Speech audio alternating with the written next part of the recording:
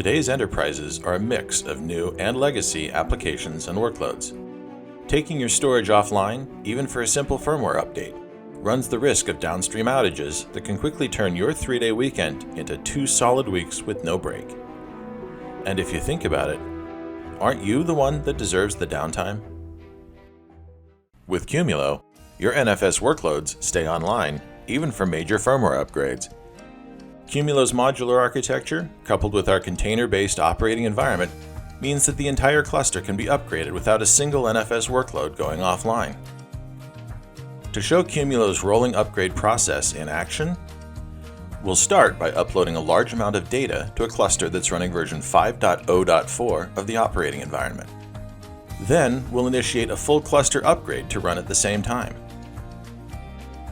The process upgrades a single node at a time while your active NFS workloads automatically fail over to the next available node.